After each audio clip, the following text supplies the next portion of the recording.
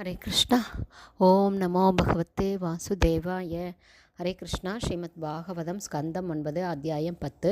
பகவான் ஸ்ரீராமரின் லீலைகள் என்னும் தலைப்பில் 13. தஸ்ய அனுச்சரிதம் ராஜன் ரிஷிபிஸ்தத்வதர்ஷிபி ஸ்ருதம் ஹி வர்ணிதம் பூரி த்வயா சீதா பதேர் முகோம்.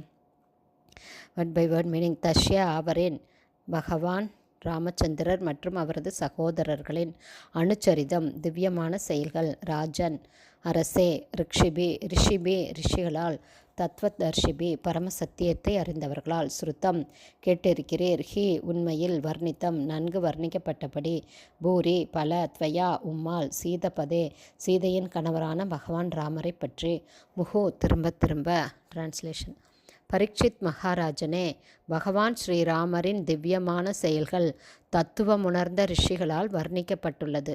சீதையின் கணவரான பகவான் ராமரை பற்றி நீர் அடிக்கடி கேட்டிருப்பதால் அவரது செயல்களை பற்றி நான் சுருக்கமாக கூறுகிறேன், கேளும். பர்பட் பை ஷில பிரபாத். ஜெய் ஷில பிரபாத். அறிஞர் என்ற பட்டம் பெற்றிருப்பதால் கல்வியில் முன்னேறியிருப்பதாக காட்டிக்கொள்ளும் நவீன அசுரர்கள் பகவான் ஸ்ரீராமரின் ராமச்சந்திரர் பரம புருஷர் அல்ல என்றும் அவர் ஒரு சாதாரண மனிதர்தான் என்றும் நிரூபிக்க முயற்சி செய்கிறார்கள். ஆனால் கற்றுணர்ந்தவர்களும் ஆன்மீக முன்னேற்றம் அடைந்தவர்களும் இத்தகைய கருத்துக்களை ஏற்றுக்கொள்ள மாட்டார்கள். பகவான் ராமரையும் அவரது செயல்களையும் பரம சத்தியத்தை அறிந்த தத்துவதர்ஷிகளால் அளிக்கப்படும் விளக்கங்களுக்கு ஏற்ப மட்டுமே அவர்கள் ஏற்றுக்கொள்வார்கள். பகவத்கீதையில் 4.34 பகவான் கிருஷ்ணர் இவ்வாறு கூறுகிறார். தத்வித்தி பிரணிபாதேன பரிப்பிரஷ்னேன சேவையா உபதேக்ஷயந்தி தே ஞானம் ஞானினஸ்தத்வதர்ஷினக. ஆன்மீக குருவை அடைந்து உண்மையை அறிய முயற்சி செய். அவருக்கு தொண்டு செய்து அவரிடம் அடக்கமாக கேள்வி கேள். தன்னுணர்வு பெற்ற ஆத்மாவான அவர் உண்மையை கண்டவராதலால் அவரால் உனக்கு ஞானத்தை அளிக்க முடியும் என்பதே மேற்கூறிய பகவத்கீதை ஸ்லோகத்தின் பொருளாகும். ஒருவர் பரமசத்தியத்தை பூரணமாக அறிந்த ஒரு தத்துவதர்ஷியாக இருந்தால்தான் அவரால் பகவானை பற்றிய செயல்களை விவரிக்க முடியும். எனவே பல இராமாயண உரைகள் இருந்த போதிலும் அவற்றில் சில அதிகாரப்பூர்வமானவை அல்ல.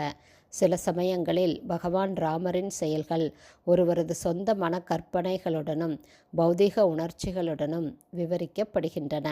ஆனால் பகவான் ராமரின் சிறப்பியல்புகளை வெறும் கற்பனையாக எண்ணி கையாளக்கூடாது. பகவான் ஸ்ரீராமரின் சரிதத்தை விவரிக்கும் போது பகவான் ராமச்சந்திரரின் நடவடிக்கைகளை பற்றி நீர் முன்பே கேட்டிருக்கிறீர் என்று சுகதேவ கோஸ்வாமி பரீட்சித் மகாராஜாவிடம் கூறினார்.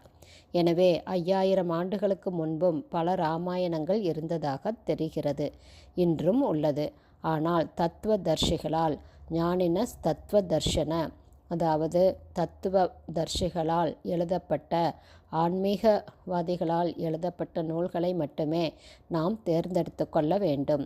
பெயரளவே ஆன அறிஞர் பட்டம் பெற்றுள்ளவர்களின் நூல்களை நாம் எடுத்துக்கொள்ளக்கூடாது.